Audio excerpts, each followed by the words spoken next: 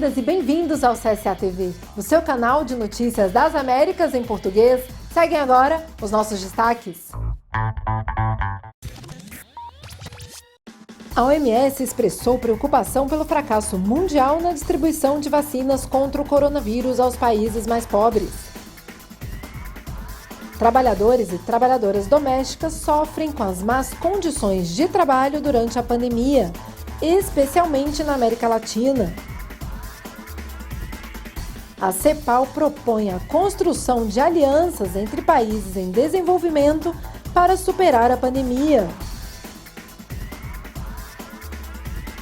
E a Grécia aprovou uma reforma trabalhista que busca enfraquecer sindicatos e restringir o direito de greve. As trabalhadoras e os trabalhadores domésticos sofrem com as más condições de trabalho durante a pandemia, especialmente na América Latina. A Organização Internacional do Trabalho aponta em relatório que a pandemia tem afetado aos trabalhadores domésticos e denuncia as más condições de trabalho aos quais estão submetidos esses trabalhadores, especialmente na América Latina.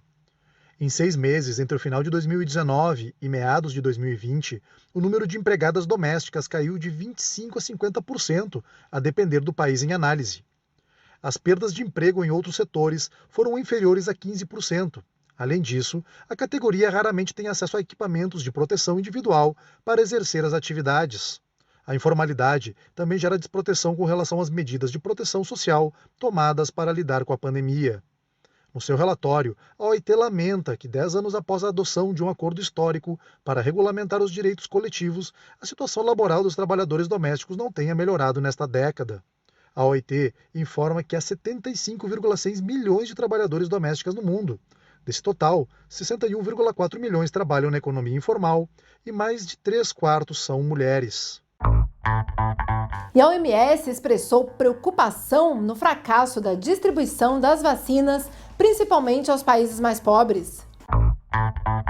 O diretor-geral da Organização Mundial da Saúde, Tedros Adhanom, lamentou o fracasso global na distribuição das vacinas contra o Covid-19 para os países mais pobres.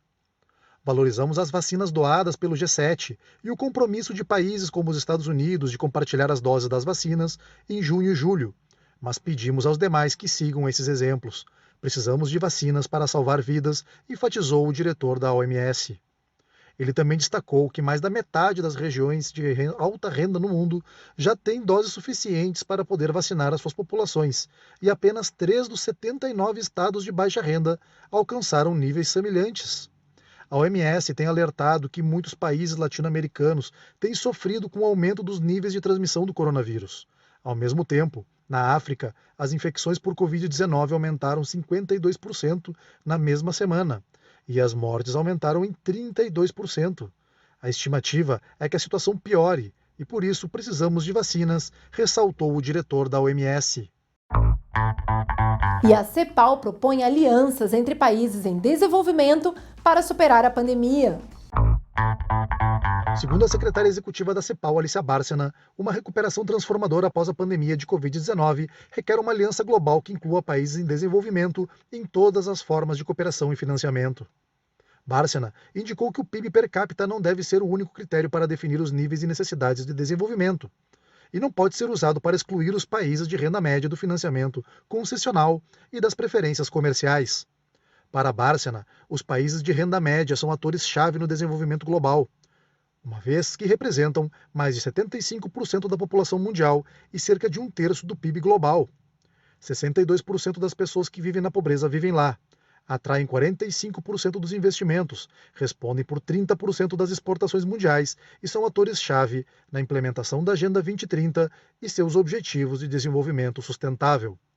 A secretária da CEPAL também explicou que o impacto econômico e social da Covid-19 aumentou significativamente a lacuna financeira nesses países. E, nesse sentido, alertou que a América Latina e o Caribe é a região do mundo em desenvolvimento com maior endividamento e com maior incidência de juros da dívida. E o FMI sugere que os países mais poluidores estabeleçam um preço mínimo ao carbono. O FMI instou as economias com maiores emissões de gases de efeito estufa, Estados Unidos, União Europeia, China e Índia, a estabelecerem um preço mínimo internacional para o carbono. A medida busca uma opção viável para evitar que o clima de crise se transforme numa catástrofe. A proposta do fundo, ainda em discussão interna, estabelece 3 preços mínimos para o final da década: 75, 50 ou 25 dólares por tonelada para países avançados de renda média e baixa, respectivamente. Atualmente, o preço da tonelada de carbono mal chega a 3 dólares. Na sua intervenção de apresentação do relatório, a diretora-geral do fundo, Kristalina Georgieva, destacou que esse preço básico internacional seria uma opção viável e que permitiria uma redução das emissões de 23% até 2030. O porta-voz do Comitê Nacional de Greve da Colômbia teve que deixar o país por ameaças de morte a ele e a sua família. A CSA repudia a violência antissindical e presta sua solidariedade ao povo colombiano.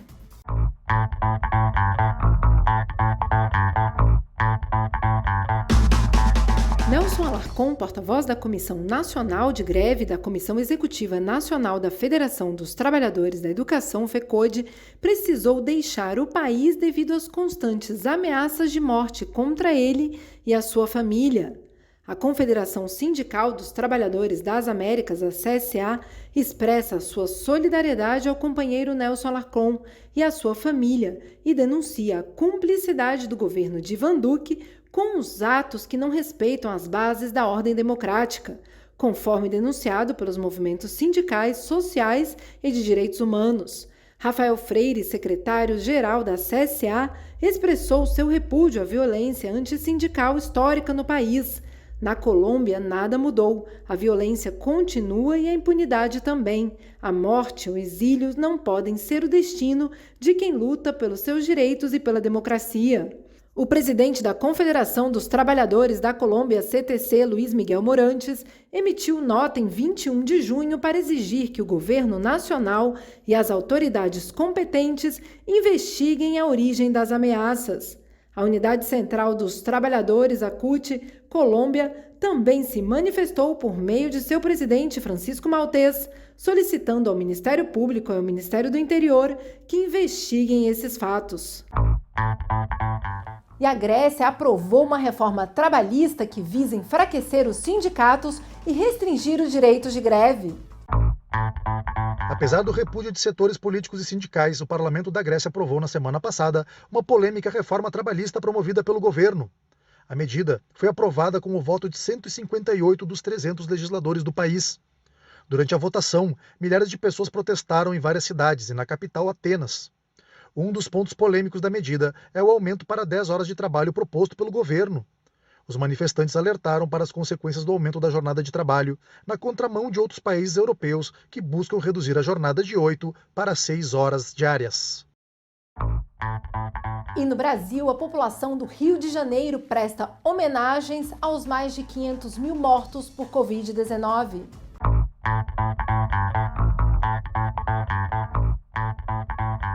A Arena de Copacabana se transformou em memória das 500 mil pessoas que morreram de Covid-19 no Brasil.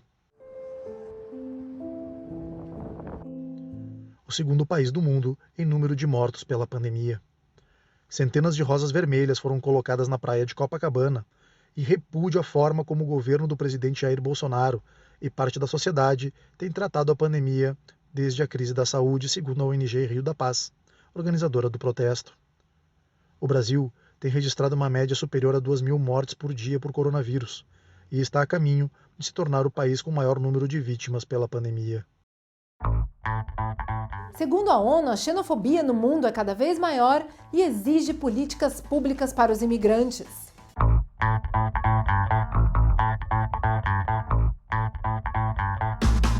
O representante do Alto Comissariado das Nações Unidas para Refugiados, Filippo Grandi, manifestou a preocupação com o número de pessoas que em 2020 fugiram de guerras, perseguições e violações dos direitos humanos. Cerca de 82,4 milhões de pessoas no mundo têm migrado por necessidade de diversas naturezas, social, econômica e ambiental. Segundo ele, a cada ano o número de refugiados e deslocados no mundo cresce. Em 2020 chegou a 82,4 milhões de pessoas. É a população da Alemanha, por exemplo. É um número enorme. Todos pararam por causa da pandemia, do novo coronavírus, que causa o Covid-19, exceto os conflitos, as guerras, as perseguições, as discriminações que são a causa deste exílio, das pessoas deslocadas à força e refugiados. O relatório 2020 Global Trends da Agência das Nações Unidas para Refugiados revela que o número de pessoas deslocadas à força no mundo aumentou 4% em comparação com 79,5 milhões de registrados em 2019. Atualmente, 1% da humanidade está deslocada e há 2 vezes mais pessoas deslocadas à força do que em 2011, quando o total era de pouco menos de 40 milhões, indicou o relatório anual da Acnur. E no Haiti, mais de 1.500 pessoas se refugiam em um ginásio para se proteger da violência do país.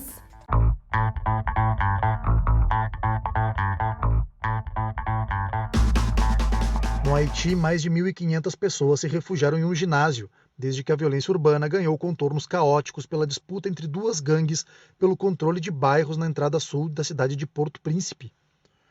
As cerca de 400 famílias que vivem no espaço fugiram no início de junho, a maioria somente com a roupa do corpo. Para se alimentar, eles dependem de doações de associações como a Unicef e a Cruz Vermelha Internacional. Apesar de fornecer segurança, as condições do ginásio não oferecem proteção contra o coronavírus em um momento em que a pandemia causou um aumento considerável no número de pessoas infectadas no Haiti. Com esse panorama, a região conhecida como Carrefour busca ajudar, mas o prefeito da cidade teme que não seja possível albergar mais pessoas se a onda de violência continuar.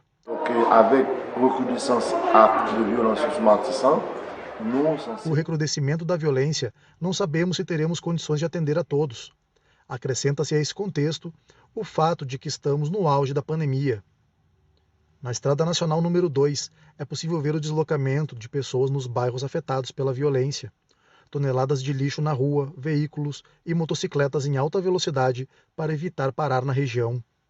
Nos confrontos pelo controle dos bairros, ocorreram inúmeros incêndios em residências e empresas, ataques a civis e outras violências. Parte do problema é atribuído à falta de ação por parte da Polícia Nacional, que não tem interferido para conter a violência entre as quadrilhas. E na Argentina, a Central de Trabalhadores, conduzida por Hugo Chasque, propõe um documento para reativar a economia do país. Essa e outras notícias no próximo bloco. Na Argentina, a Central dos Trabalhadores, conduzida por Hugo Chasque, publicou um documento com propostas para reativar a economia do país. O documento busca contribuir para o debate, sugerindo uma injeção de recursos voltados à dinamização da economia argentina. No Chile, a dirigente sindical Silvia Silva assumiu a presidência da CUT no lugar de Bárbara Figueiroa, que ficou os últimos 9 anos à frente do cargo. Silva é oriunda do movimento de professores da educação infantil do Chile. Segundo analistas políticos, o processo de formulação da nova Constituição do Chile poderá contribuir para o fortalecimento dos direitos dos trabalhadores e trabalhadoras na era digital, buscando reduzir a possibilidade de precarização das relações de trabalho. Na Espanha, 18,2% dos trabalhadores ganham menos de um salário mínimo, segundo dados de 2019. Mais uma vez, os dados refletem a diferença de gênero, sendo que as mulheres são as que recebem menor remuneração. E na Guatemala, uma estrada que custou 68 milhões de dólares é destruída pelas chuvas que assolam o país.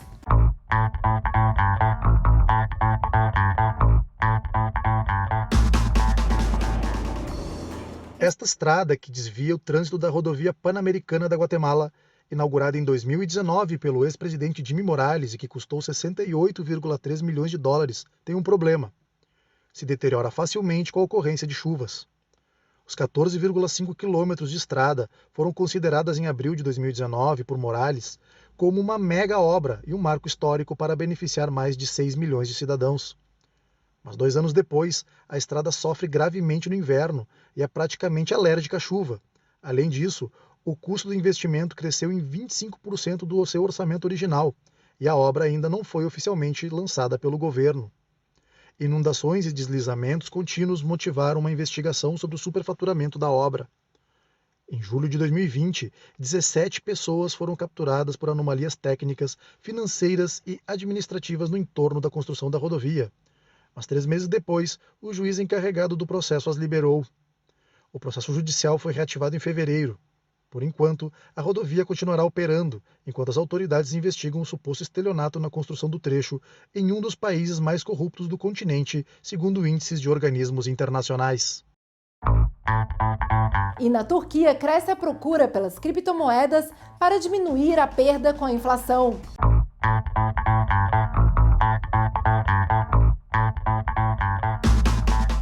As criptomoedas conquistaram os turcos, não apenas os investidores, mas também trabalhadores que recorrem a elas para proteger as suas economias. Segundo estimativas, entre 7 e 16% dos turcos investem e usam criptomoedas como Bitcoin, o que coloca o país na quarta posição mundial, segundo publicações especializadas. Aprendemos como produzir bitcoins com a nossa equipe, e agora não entramos em nenhum negócio sem explorar as bitcoins. O volume diário de operações pode chegar a 1,6 milhões de dólares.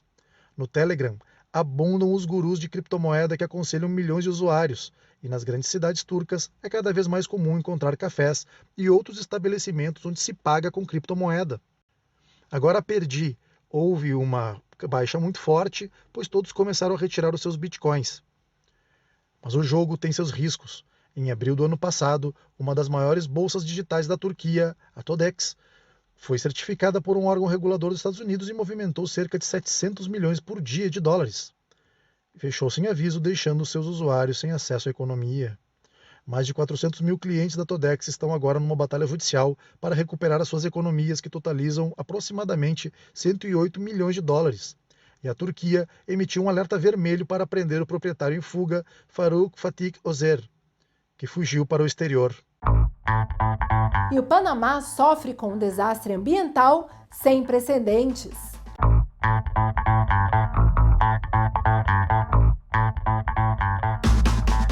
Cerro Patacón, o maior aterro sanitário do Panamá e que atende à capital do país, é um desastre ambiental e sanitário, que só mudará com a modificação do modelo de gestão de resíduos, afirmaram nesta sexta-feira o governo e defensores ambientais. No local, mais de 40% de todo o lixo gerado no país é descartado, segundo dados oficiais, e um deslizamento do produto das chuvas que caíram na semana passada voltou a colocar o foco sobre o problema. O aterro tem mais de 130 hectares, mas a sua toxicidade atinge a 9 mil hectares, segundo especialistas. A má destinação de resíduos afeta as comunidades panamenhas devido à falta de políticas públicas relacionadas à educação ambiental e à cultura contra o desperdício. E a cidade do México realizou um treinamento simulado para reagir a terremotos.